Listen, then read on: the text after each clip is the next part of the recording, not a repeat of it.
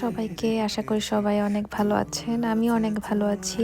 বড় করে কোনো ব্লগ দেওয়া হয় না, অনেক দিন হয়। পহেলা বৈশাখ উপলক্ষে অনেক ছবি, অনেক ভিডিও, অনেক কিছুই করা হয়েছে। পহেলা বৈশাখ মানে পান্তা ইলিশ, অনেকগুলো সেলফি, সাদা শাড়ি, লাল পাড়। এবারের পহেলা বৈশাখ ছিল এসব কিছু থেকে ভিন্ন। আমার ভিনদেশী সব বন্ধুদের সাথে কাটিয়ে দেওয়া একটি ট্রাস্ট মি, জীবনে যতটা পহেলা বৈশাখ পালন করেছি প্রতি বছর এক এক বছর থেকে ভিন্ন ছিল।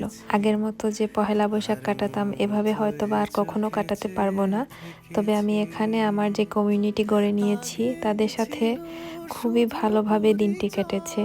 এখানে আমার বান্ধবী খুব মজার মজার কিছু কারি রান্না করেছে। দেশের বাইরের প্রতিটা অনুষ্ঠান, প্রতিটা মুহূর্ত এক একটা ডিফারেন্ট এক্সপেরিয়েন্স। স্পেশালি আমার এখানে আমি খুবই ভিন্নভাবে প্রতিটা অনুষ্ঠান সেলিব্রেট করি। দেশে আমার পরিবার বলতে আমার এই বন্ধুগুলোই, ওরা সব সময় এত ভালোবাসে আমাদেরকে। আর বন্ধুর বাসার এই রুমটা আমার এত প্রিয় ছিল কারণ ওরা মরক্কোতে গেছিল কিছুদিন আগে। মরক্কো ইন্সপায়ার্ড হয়ে এই রুমের কালারটা করেছে। তো আমি পরেছিলাম কালো শাড়ি, আর এই কালো শাড়ি আর অরেঞ্জ ব্যাকগ্রাউন্ডের কম্বিনেশনটা এত সুন্দর হয়েছিল। আমি তো অনেকগুলো ছবি তুলেছি, অনেক ফটোশুট করেছি। আর ওদের বাসার প্রতিটা কর্নারই খুবই আর্টিস্টিক। আমার বন্ধু পিয়া এখানে ওর নিজের গাছের ধনেপাতা কেটে নিয়ে এসেছিল। আর তারপর শুরু হলো জম্পেশ, খাওয়া দাওয়া, আড্ডা। আর আমি বলবো, পৃথিবীর যে প্রান্তেই থাকেন না কেন, যে কোনো দেশেই থাকেন না কেন, সব ধরনের কালচারকে রেসপেক্ট করাটা খুব দরকার। আপনি যদি অন্যের কালচার রেসপেক্ট করেন তাহলে আপনি সেই রেসপেক্টটা নিজেও পাবেন। আমি আমার এই প্রবাস লাইফে এই জিনিসটা খুব ভালোভাবে এক্সপেরিয়েন্স করেছি, তাই ব্লগের মধ্যেই বলে দিলাম। আর এই চুড়িগুলো আমার খুবই ফেভারিট। চুড়িগুলো কোন পেজ থেকে কিনেছি মনে নেই।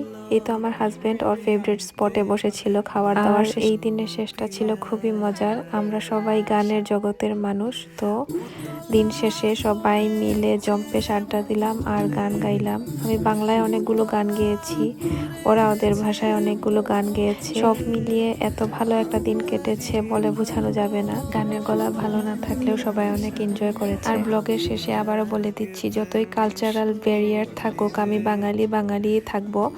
তো বেঁচে যাওয়া যা খাবার ছিল আমি আমার ব্যাগে নিয়ে যাচ্ছি বাসায়। এটা আগে যখনই ক্লোজ কোনো আত্মীয়র বাসায় দাওয়াত খেতে যেতাম, এরকম ব্যাগ ভরে নিয়ে যেতাম যা অবশিষ্ট থাকতো।